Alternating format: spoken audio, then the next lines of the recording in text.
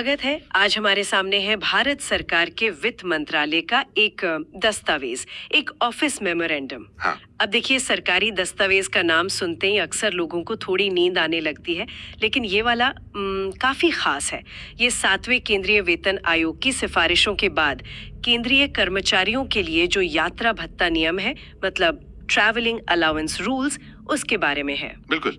तो आज हमारा मकसद यही है कि इस सरकारी पीडीएफ को परत दर परत खोलें और उसके उन हिस्सों को समझें जो लाखों कर्मचारियों की यात्रा, उनके ट्रांसफर और हाँ, उनकी जेब पर सीधा असर डालते हैं। सही कहा। इस दस्तावेज को हम स्टेप बाय स्टेप समझने की कोशिश करेंगे। हाँ। तो ये जो दस्तावेज है ये 13 जुलाई 2017 का है जी। लेकिन इसे लागू किया गया था 1 जुलाई 2017 से, मतलब पिछली तारीख से। अच्छा, रेट्रोस्पेक्टिवली। जी, और ये केंद्र सरकार के सभी सिविलियन कर्मचारियों पर लागू होता है। हालांकि इसमें यह भी साफ है कि सेना और रेलवे के कर्मचारियों के लिए उनके मंत्रालय अलग से आदेश जारी करेंगे, क्योंकि उनकी जरूरतें अलग होती हैं। बिल्कुल, उनके काम की प्रकृति थोड़ी अलग है।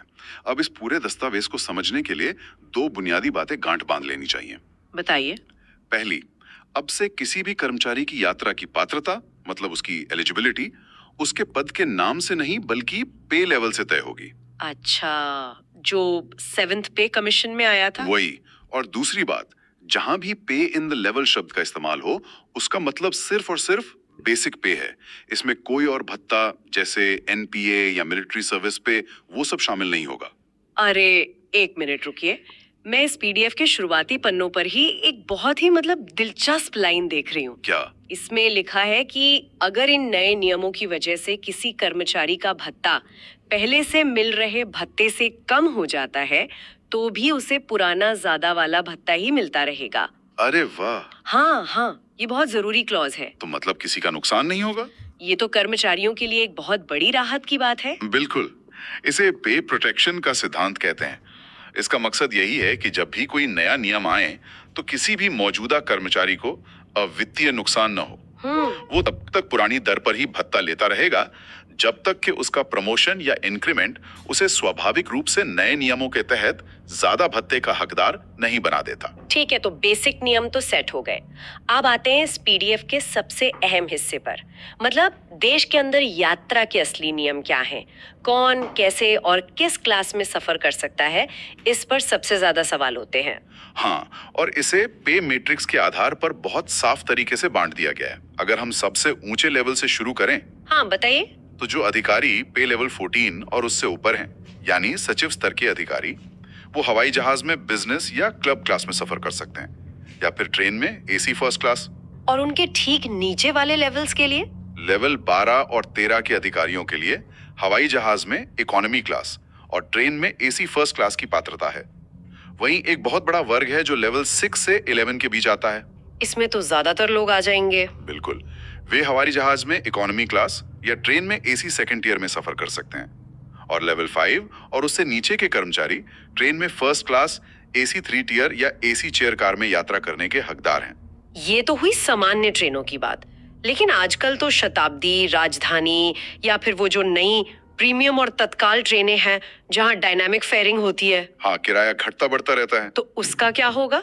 क्या वो जेब से देना पड़ेगा? नहीं, ये एक बहुत जरूरी सवाल था और सरकार ने इसे सुलझाया है।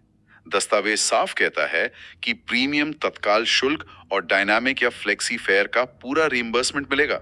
अच्छा, तो मतलब सरकार ने ये मान लिया है कि डायनामिक फेयरिंग अब एक हकीकत है। बिल्कुल, और कर्मचारियों को इसकी वजह से अपनी जेब से पैसा नहीं देना पड़ेगा। तो इन खास ट्रेनों में क्लास के नियम भी अलग होंगे फिर? हाँ, थोड़े अलग हैं। लेवल 12 और ऊपर के अधिकारी इन प्रीमियम ट्रेनों में एग्जीक्यूटिव क्लास या एसी फर्स्ट क्लास में जा सकते हैं। लेवल 6 से 11 के कर्मचारी शताब्दी में एसी सेकंड क्लास या चेयर कार में, और लेवल 5 और उससे नीचे वाले एसी थर्ड क्लास या चेयर कार में सफर कर सकते हैं। अच्छा, ये सब तो ठीक है जहाँ ट्रेनें जाती हैं, पर अगर किसी को मान लीजिए किसी दूर दराज के पहाड़ी इलाके में ऑफिशियल काम से जाना हो, तो वहां के लिए क्या नियम है? जहां रेल लाइन नहीं है, वहां एसी 2 टियर और उससे ऊपर की पात्रता वाले अधिकारी एसी बस से सफर कर सकते हैं, और बाकी सभी कर्मचारी डीलक्स या साधारण बस से। इसमें एक और दिलचस्प नियम है।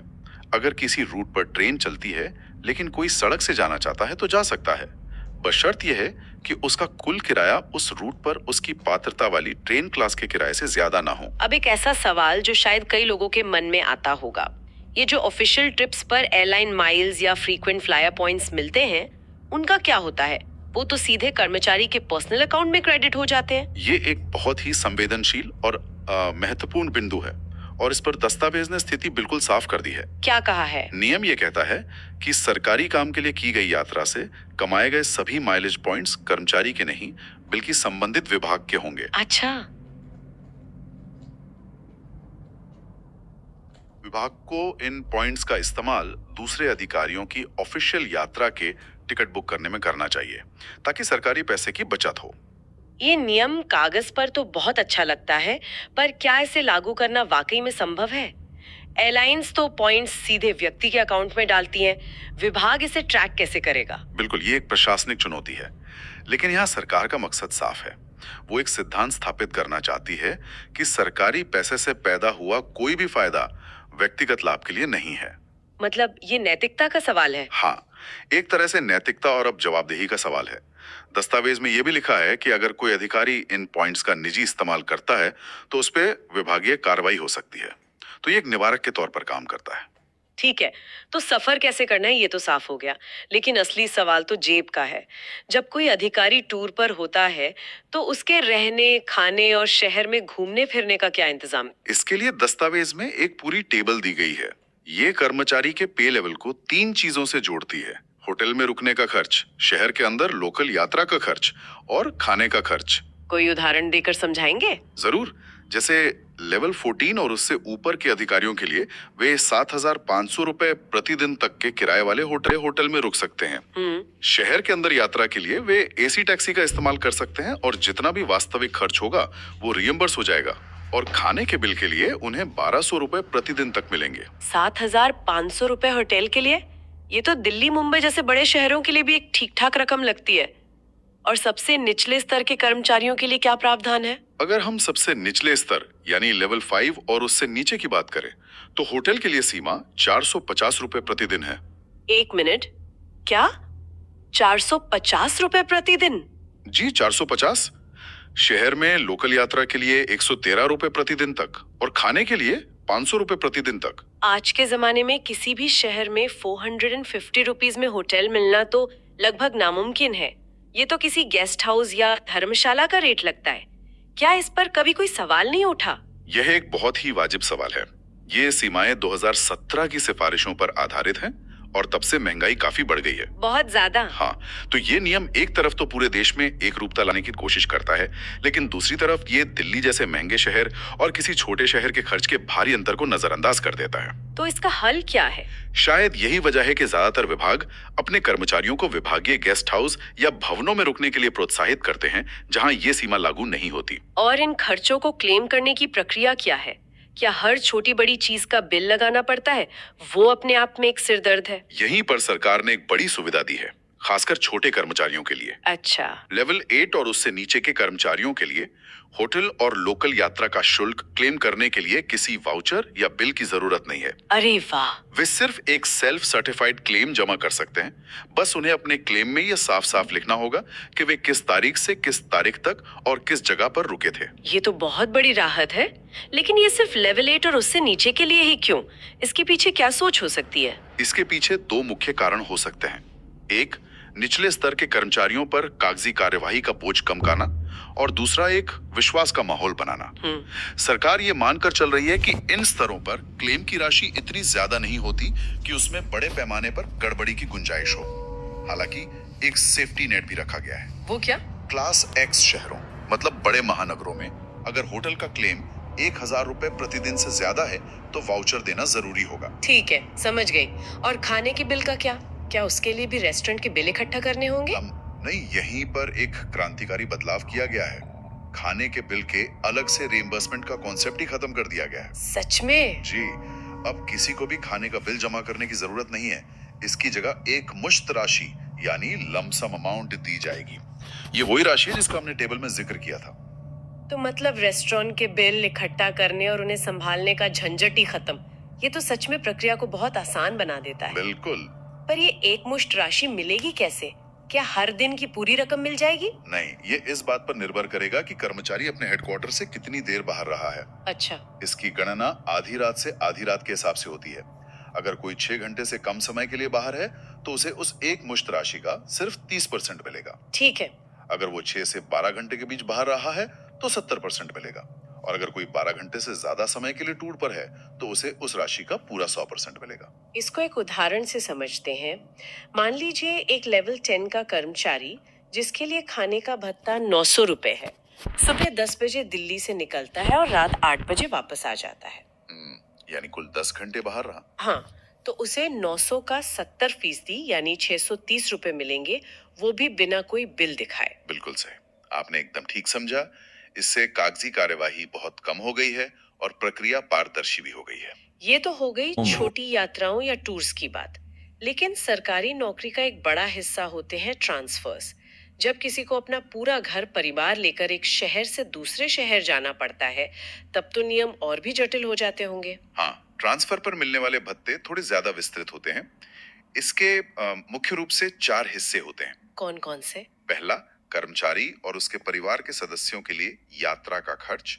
दूसरा, कॉम्पोजिट ट्रांसफर और पैकिंग ग्रांट, जिसे शॉर्ट में सीटीजी कहते हैं। तीसरा, घर के सामान को ट्रांसपोर्ट करने का खर्च। और चौथा, अगर किसी के पास अपनी गाड़ी है, कार या स्कूटर, तो उसे ले जाने का खर्च। ये कॉम्पोजिट ट्रांसफर ग्रांट या सीटीजी क्या है? ये शब्द मैंने कई बार सुना है। ये ट्रांसफर होने पर पैकिंग, लोडिंग अनलोडिंग और दूसरे छोटे मोटे आकस्मिक खर्चों के लिए दी जाने वाली एक मुश्त राशि है। अगर किसी का ट्रांसफर 20 किलोमीटर से ज्यादा की दूरी पर होता है तो उसे उसकी पिछले महीने की बेसिक पे का 80% सीटीजी के रूप में मिलता है। 80% बेसिक पे का? हाँ, और अंडमान निकोबार या लक्षद्वीप जैसे द्वीप क्षेत्रों से आने जाने पर ये 100% हो जाता है। लेकिन क्या ये काफी होता है, खासकर जब किसी को दिल्ली से बैंगलोर जैसी लंबी दूरी पर शिफ्ट होना हो? आजकल अच्छे पैकर्स एंड मूवर्स का खर्च ही आसमान छू रहा है। यानी फर्नीचर वगैरह ले जाने का खर्च सरकार अलग से देती है। अच्छा, तो वो इसमें शामिल नहीं है? नहीं, तो सीटीजी को एक तरह से शिफ्टिंग के दौरान होने वाले मिसलेनियस खर्चों के लिए मान सकते हैं। लेकिन आपकी बात सही है, बड़े शहरों में ये भी कम पड़ सकता है। ठीक है, तो घर का सामान ले जाने के लिए अलग से पैसा मिलता है, उसकी क्या सीमा है? हाँ, उसकी सीमा भी पे लेवल के हिसाब से वजन में तय की गई है। जैसे लेवल 12 और उससे ऊपर के अधिकारी 6000 किलो तक का सामान मालगाड़ी से ले जा सकते हैं। 6000 किलो? जी, वहीं लेवल 5 के कर्मचारी 3000 किलो तक सामान ले जा सकते हैं। अगर सामान सड़क के रास्ते यानी ट्रक से ले जाना है तो उसके लिए प्रति किलोमीटर के हिसाब से रेट तय है। ये 6000 किलो सुनने में तो बहुत ज्यादा लगता है। क्या ये एक औसत 2 या 3 बीएचके घर के सामान के बराबर है? हाँ, ये सीमाएं काफी समय से चली आ रही हैं और इन्हें एक औसत भारतीय परिवार की जरूरतों को ध्यान में रखकर बनाया गया है। 6000 किलो में आमतौर पर एक पूरे घर का फर्नीचर, बिस्तर, इलेक्ट्रॉनिक्स और दूसरा सारा सामान आ जाता है। और रिटायरमेंट पर भी लगभग यही नियम लागू होते हैं, ताकि कर्मचारी सम्मान के साथ अपने चुने हुए स्थान पर बस सके। तो अगर हम इस पूरी चर्चा और इस दस्तावेज का सार निकालें, तो 7वें वेतन आयोग के बाद यात्रा नियमों को पे लेवल से जोड़कर बहुत व्यवस्थित और तर्कसंगत बना दिया गया है। बिल्कुल। डायनेमिक फेयरिंग को शामिल किया गया और छोटे कर्मचारियों के लिए सेल्फ सर्टिफिकेशन जैसी सुविधाएं देकर प्रक्रिया को आसान बनाया गया। सही कहा। और यहाँ दिलचस्प बात यह है कि कैसे एक सरकारी दस्तावेज लाखों कर्मचारियों के लिए नियमों को मानीकृत करता है। ये एक तरफ कर्मचारियों के हक का ध्यान रखता है, तो दूसरी तरफ ये सरकारी खर्च पर नियंत्रण भी रखता है। जैसे माइलेज पॉइंट्स वाला नियम? हाँ, जैसे माइलेज पॉइंट्स को विभाग की संपत्ति बनाना या ये निर्देश देना कि यात्रा सिर्फ अत्यंत आवश्यक आधिकारिक जरूरतों तक ही सीमित रखी जाए। ये शासन में संतुलन बनाने की एक बेहतरीन मिसाल है। बिल्कुल। और ये दस्तावेज, जैसा हमने शुरू में कहा, 2017 का है। अब 6-7 साल बीत चुके हैं। तब से दुनिया कितनी बदल गई है। उबर और ओला जैसी कैब एप्स हमारी जिंदगी का हिस्सा बन गए हैं। वर्क फ्रॉम होम एक नई हकीकत है। बिल्कुल, डिजिटल पेमेंट आम हो गया है। हाँ, तो चलिए आज की इस चर्चा को एक सवाल के साथ खत्म करते हैं। जरा सोचिए, अगर यही नियम आज लिखे जाते तो ये कैसे दिखते? क्या इसमें ऐप बेस्ड टैक्सी के लिए कोई खास नियम होता, या फिर रिमोट काम करने वाले कर्मचारियों के लिए यात्रा के नियम कुछ अलग होते?